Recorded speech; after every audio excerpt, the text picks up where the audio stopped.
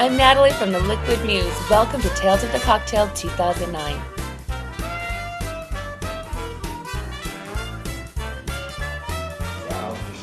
It's 8:30 in the morning in New Orleans. We're at the Grand Duke d'Alba Coffee Bar, and here's my tales tip for the day.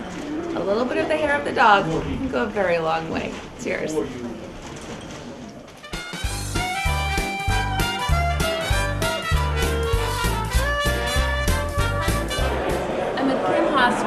From Liquid Architecture Consulting.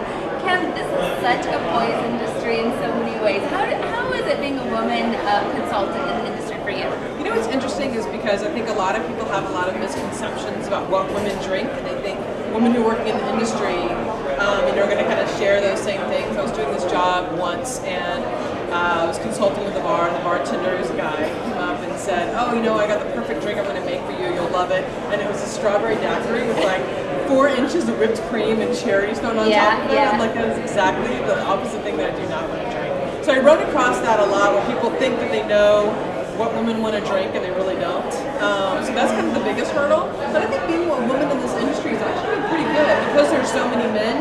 It's kind of, you get a different perspective on it, and I think a lot of people really respond to that. Are you enjoying Tales? I love it, love it, love it, love it. So much fun. All right, see y'all later.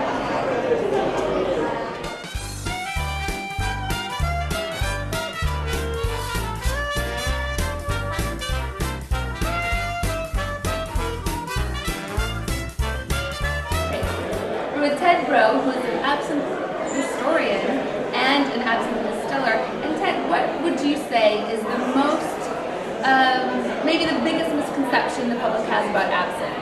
The biggest misconception the public has about absinthe is that we somehow removed something from the product or compromised it to make it legal, and that's not true.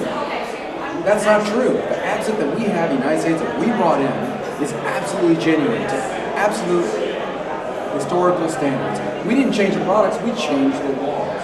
We changed the conception of the U.S. government. And people get very worried about wormwood. What is it about wormwood that people are so afraid of? Well, I don't know, but I'll tell you, if it drives you to madness, I'm living proof that that's really probably not the case. Great. Well, thank you. And if you haven't tried absinthe yet, try it. It's a very interesting experience. Look it up online and see how to do it the traditional way. Do it. Cheers.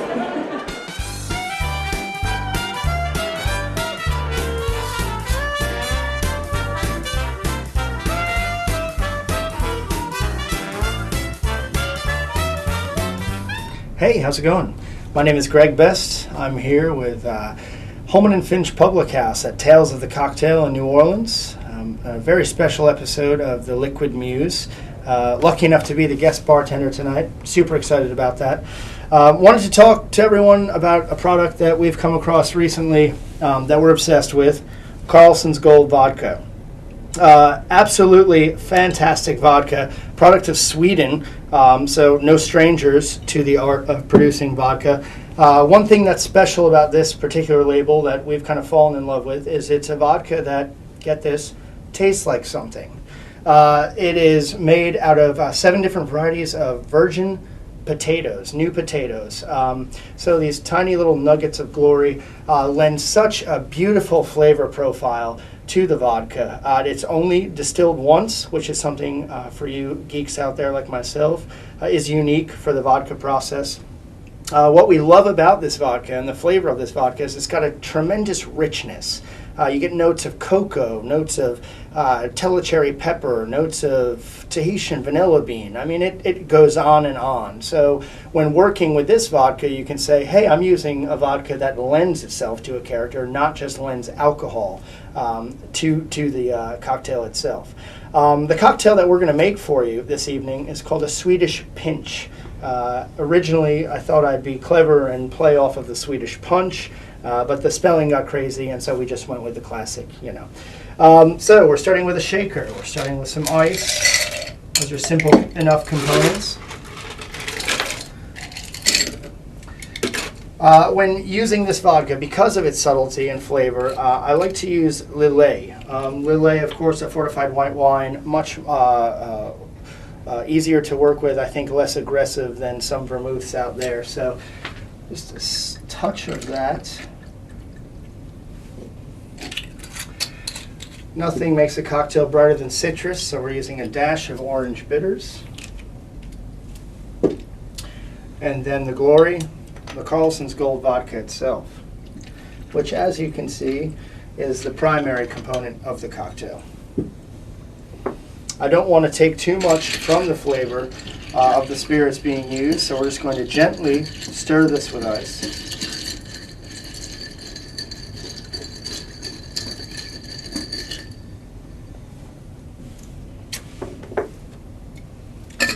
And we're going to strain into this martini glass.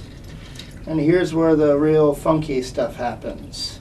As you can see, this is a variation of a martini. We're going to garnish not with an olive, but with a twist of black pepper. Incidentally, this vodka works beautifully on the rocks with nothing more than a garnish of black pepper. And I'm also going to use just a touch of grapefruit peel. The zest, I think, helps to brighten it up as well. Really connects and brightens that orange bitters and brings forth, I think, the inherent vanilla bean in the vodka itself. And there we have it, your Swedish pinch to the Liquid Muse from Tales of the Cocktail. I'm Greg Best. Cheers.